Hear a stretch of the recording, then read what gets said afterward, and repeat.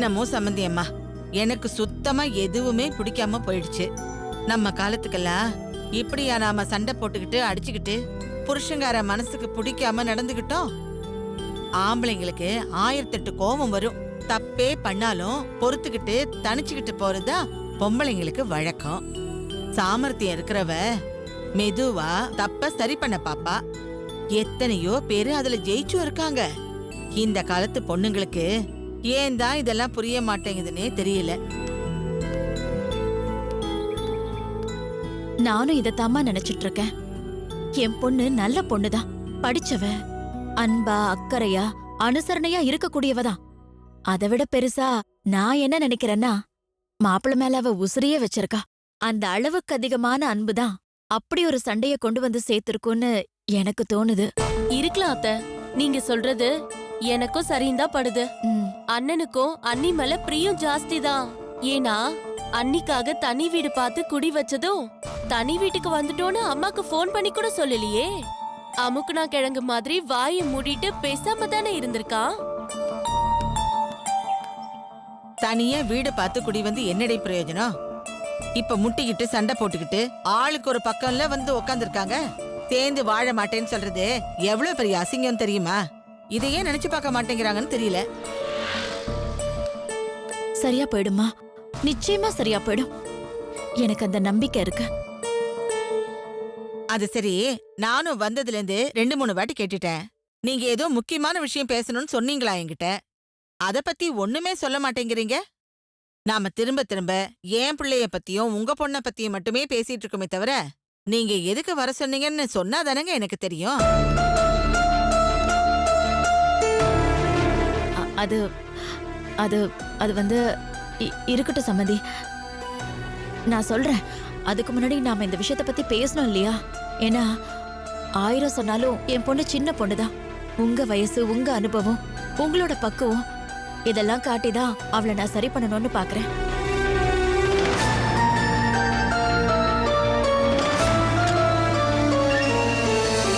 நீங்க அவளை கோச்சுக்கிட்டு அவளுக்கு சமமா சண்டை போடுறது மனசுக்கு கொஞ்சம் சங்கடமா இருக்கு.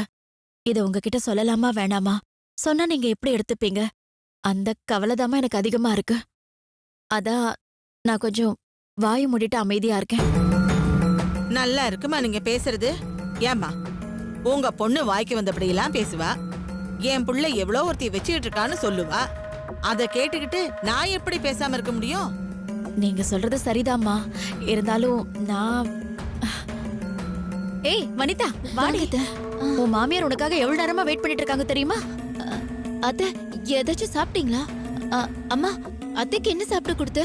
நானும் வந்ததுல இருந்து கேட்டுட்டு தான் இருக்கேன். எதுவுமே வேண்டாம் வேண்டாங்கிறாங்க. நான் என்னடி பண்ணட்டும்? என்னம்மா, உனக்கு கொஞ்சமாவது அறிவு இருக்கா? வராத பெரியவங்க வந்திருக்காங்க, அவங்க ஏதோ வேண்டான்னு சொன்னா நீயே சரின்னு சொல்லிட்டு சரிக்கு சமமா உட்காந்து பேசிட்டு இருப்பியா? ஏம்மா இப்படி இருக்க? அத்தை, கோச்சுக்காதீங்க, தயவு செஞ்சு தப்பா எடுத்துக்காதீங்க. ஒரே ஒரு நிமிஷம் வெயிட் பண்ணுங்க, நான் காஃபி எடுத்துட்டு வரேன். இல்ல வனிதா, காஃபி எல்லாம் ஒண்ணும் வேண்டாமா. ஏதோ ஒரு முக்கியமான விஷயம் உங்க அம்மா என்கிட்ட பேசணும்னு சொன்னாங்க, நீ சொன்ன. ஆனா வந்ததுல இருந்து அத பத்தி ஒரு வார்த்தை கூட பேச மாட்டேங்கிறாங்க. அப்படி என்னதான் என்கிட்ட பேசணும்? எதுக்கு என்ன வர சொன்னாங்கன்னு சொன்ன? அம்மா, இங்க கொஞ்சம் வாயே. அம்மா ஒரு நிமிஷம் இருங்க, வந்துடுறேன்.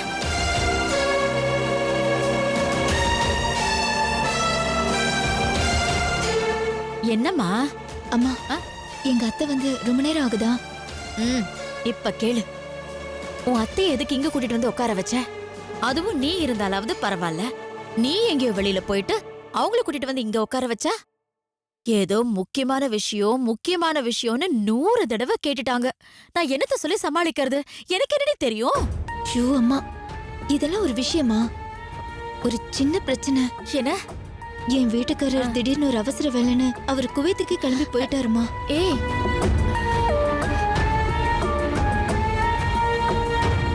வரதுக்கு ஒரு 10-15 நாள் ஆகும்.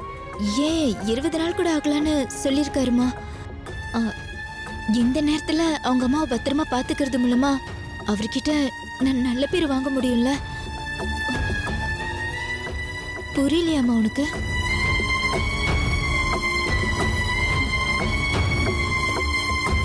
எங்களுக்குள்ள சமாதானம் ஆயிடுச்சுமா. அவரு ஊர்ல இருந்து திரும்பி வந்த உடனே நாங்க ஒன்னா அன்பா ஒத்துமையா வாழணும்னு சொல்லி முடிவெடுத்திருக்கோம். அப்பா, கேட்கவே எவ்வளவு நிம்மதியா இருக்கு தெரியுமா? இப்பவாச்சும் உனக்கு நல்ல புத்தி வந்துச்சு. எனக்கு அதுவே போதும். எனக்கு நல்ல புத்தி வந்ததெல்லாம் இருக்கட்டுமா. முதல்ல நான் சொல்றது செய்யுமா. உங்க புள்ள ஊர்ல இருந்து வர வரைக்கும் வனிதாவை உங்க கூடவே தங்க வச்சுக்கிட்டு அவளுக்கு நல்லதெல்லாம் சொல்லி கொடுங்கன்னு பக்குவமா அவங்களுக்கு எடுத்து சொல்லுமா. அவங்க ஏதோ முக்கியமான விஷயம்னு. ஷோ அம்மா, இதுதான் அந்த முக்கியமான விஷயம்னு சொல்லு.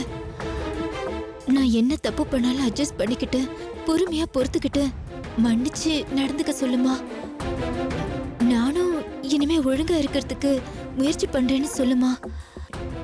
நேரடியா இத அவங்க கிட்ட சொல்ல வெக்கப்பட்டுதான் நான் உன்கிட்ட சொல்லி சொல்றேன்னு பேசுமா. மா, இதெல்லாம் நான் உனக்கு சொல்லி தரணுமா? அம்மா ப்ளீஸ் போயேன். என்ன நிக்கிற? போமா, நீ போ. நான் காஃபி எடுத்துட்டு வரேன். போமா. எங்க கோமதி அக்கா இல்லையா? கிச்சனுக்குள்ள இருக்காங்கம்மா. கோமதி அக்கா, என்னம்மா? போமா.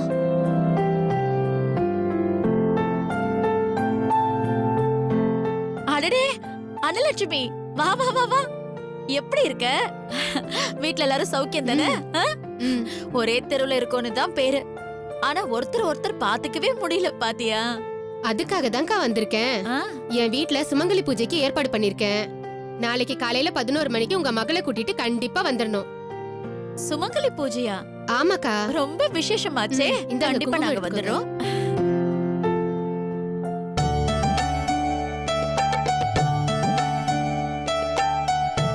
அத்தை, காஃபி எடுத்துக்கோங்க. எல்லாருக்கும் சொல்லிட்டியா? சரி. வாங்கக்கா, காஃபி குடிக்கிறீங்களா? இப்பதாம்மா குடிச்சிட்டு வந்தேன். இந்த குங்குமம் எடுத்துக்க. எடுத்துக்கோமா.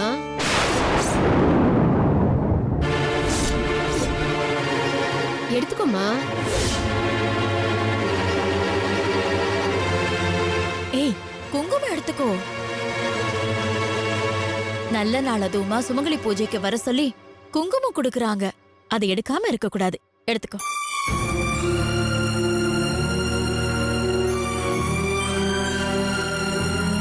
எடுத்துக்கோமா. வனிதா, ஏமா யோசிக்கிற? நாள் நட்சத்திரம் பார்த்தா குங்குமம் எடுப்பாங்க?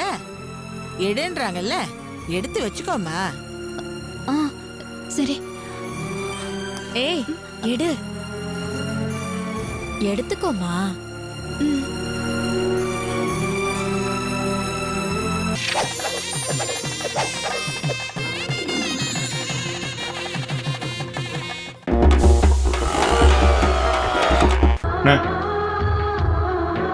क्या हाल है?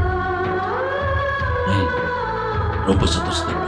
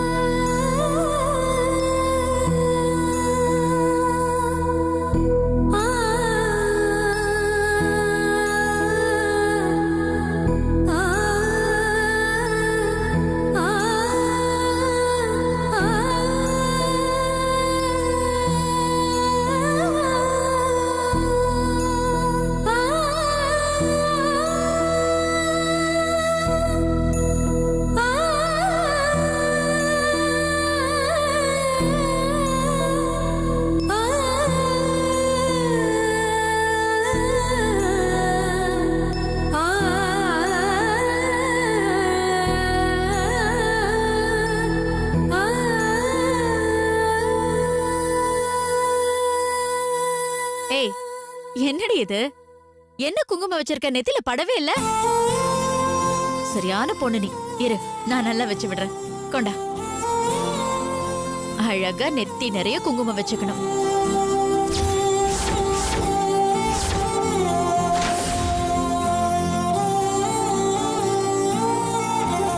இப்படி வைக்கணும். சரியான பொண்ணு. உன் தாலி கொடி எடு, அதுலயும் வச்சு விடுறேன். எடு எடுடா, எல்லாத்துக்கும் யோசிச்சுக்கிட்டு எடு. இவ இருக்காளே, எல்லாமே இவளுக்கு சொல்லணும். வா.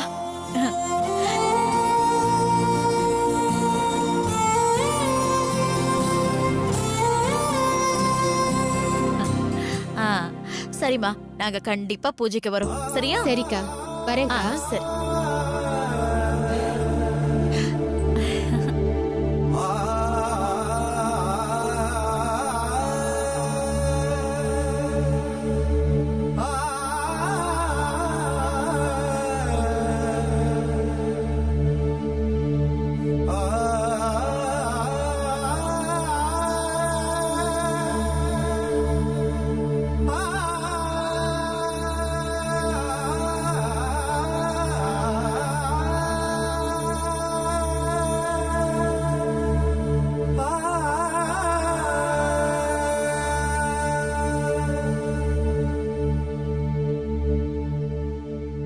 ஏய், நீதான் சரவணனா? ஆமா, இப்ப என்ன வேணும்? நீதான் வேணும். வா, ஒரு 2 நிமிஷம் உங்ககிட்ட பேசணும். எதுக்கு? நாளா வர முடியாது, எனக்கு வேலை இருக்கு. டேய், கூப்பிட்டா மரியாதையா வரணும், இல்ல அடிச்சு இழுத்துட்டு போயிருவேன். இழுத்துட்டு வா அவனை. யோ, ஏய், ஏங்க, வாடாண்ணா. விடுங்க. முடியாங்கடா. எதுக்கு இழுக்குறீங்க? யார் நீங்க? எதுக்கு சத்தம் போட்டுட்டு இருக்கீங்க இங்க வந்து? இங்க பாருங்க, முடியா. இவன் என்ன பண்ணிருக்கான்னு தெரியுமா? அங்க ஒரு குடும்பமே பிரிஞ்சு போய் கிடக்கு. ஒரு புருஷன் பொண்டாட்டியா சந்தோஷமா வாழ்ந்துட்டு இருந்தவங்க இப்ப சண்டை போட்டு ஆளுக்கு ஒரு பக்கமா பிரிஞ்சு கிடக்குறாங்க. யோ, என்னையா பண்ணி தொலைச்ச? போற இடத்துல அப்படி பிரச்சனை பண்ணி ஏன் என் உயிரை வாங்கிட்டு இருக்க? என்னையா பண்ண சொல்லி தொலையா? அதெல்லாம் இருக்கட்டும், வாடா வா. இழுத்துட்டு வாடா அவனை. முடியா. என்ன விஷயம் சொல்லுங்கயா? நீங்க பேசுறது எதுவும் புரியல. புரியலையா? புரியுற மாதிரி எடுத்து சொல்றா. ஏய், சூர்யா தெரியுமா?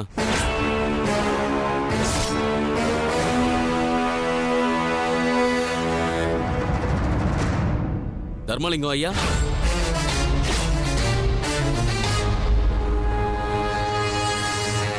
காயத்ரியாவது தெரியுமா? ஐயா, என்னையா சொல்றீங்க? காயத்ரி அம்மாவுக்கும் சூர்யா ஐயாவுக்கும் என்ன ஆச்சு? டேய், கேவலம் பணத்துக்கு ஆசைப்பட்டு அந்த குடும்பத்துல ஒரு குழப்பத்தை உண்டாக்கி, டேய், இப்ப அங்க எவ்வளவு பெரிய பிரச்சனை உண்டாயிருக்கு தெரியுமா? அங்க என்னென்ன நடந்திருக்கு தெரியுமா? அதெல்லாம் தெரிஞ்சுக்க வேண்டிய அவசியம் இல்ல. இத பாருங்க, நீங்க முதல்ல முழுசா என்ன நடந்துச்சுன்னு தெரிஞ்சுக்கிற வழியை பாருங்க. அந்த தர்மலிங்கம் பணம் தரேன்னு சொன்னாரு. என் சம்சாரம் அவருக்கு செஞ்ச வேலைக்கு அவர் கொடுக்க வேண்டிய நியாயமான கூலிய அவர் தரல. நான் மரியாதையா அந்த ஆள்கிட்ட போய் கேட்டேன். ஒழுங்கா நான் கேட்ட பணத்தை கொடுத்துருந்தாருன்னா நான் வாயை மூடிட்டு கம்முன்னு இருந்திருப்பேன். ஏண்டா, பணத்தை வச்சுட்டு நீ என்னடா பண்ண போற?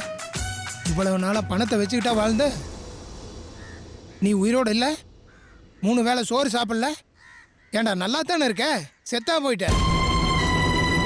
இங்க பாரு, நீ பேசுற நியாயம்லாம் எனக்கு முக்கியம் இல்ல. காயத்ரியும் சூர்யாவும் இப்ப பிரிஞ்சிருக்காங்க.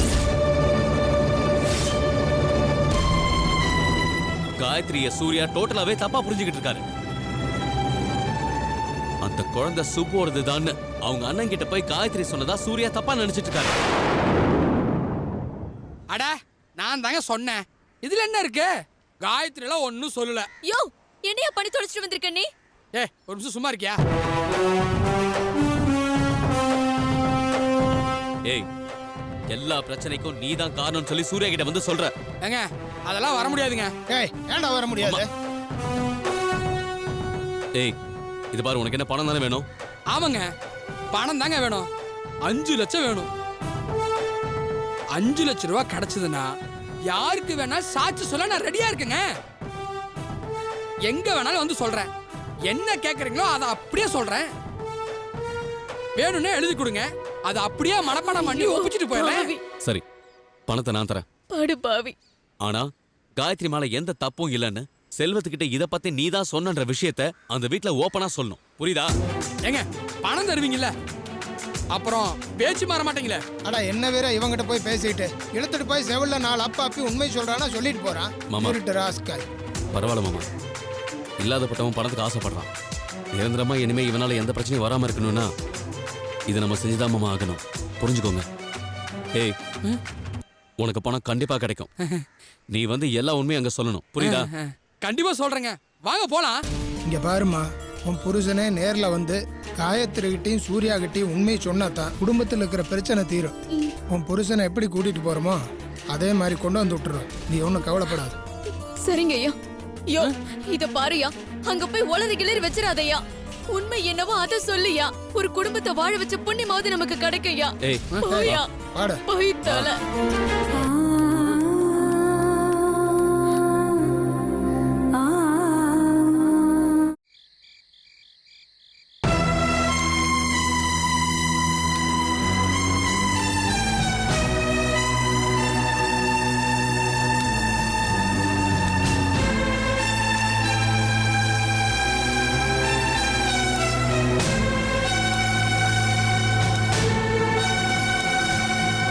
என்ன சிரனுக்கா, எங்க போயிருந்த? உனக்கு நான் ஃபோன் பண்ணிக்கிட்டே இருக்க, லைனே கிடைக்கல. சாரிங்க, கொஞ்சம் பிஸியா இருந்துட்டேன். எங்கம்மா போன? இவன் எவ்வளவு நேரமா உனக்கு ஃபோன் பண்ணிக்கிட்டே இருந்தான் தெரியுமா? நான் வேற 2-3 தடவை ட்ரை பண்ணிக்கிட்டே இருந்தேன், லைனே கிடைக்கல. சாரி அத்தை. அது அது வந்து விமல் இருக்கார்ல, அவருக்கு ஒரு சின்ன ப்ராப்ளம். அதான் வனிதா ஹாஸ்பிட்டல் கூட்டிட்டு போகணும்னு என்ன கூப்பிட்டாங்க. என்ன ப்ராப்ளம்? என்கிட்ட சொல்லவே இல்லையா அவரு? இல்லங்க, கொஞ்சம் லோ சுகர் ஆயிடுச்சு.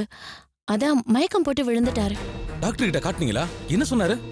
ஆ ஆ டாக்டர் பார்த்துட்டாரு. அதெல்லாம் ஒன்றும் பிரச்சனை இல்லை. டேப்லெட்ஸ் ஒழுங்கா எடுத்துக்கிட்டா சுகர் கண்ட்ரோல்ல இருக்கும்னு சொன்னாரு. ஆனா ப்ராப்ளம் அது இல்லைங்க. ஆக்சுவலா வனிதாவுக்கும் விமலுக்கும் பெரிய சண்டையா ஆயிடுச்சு. அவரு கோச்சுக்கிட்டு ஃபாரின்கே போயிட்டாரு.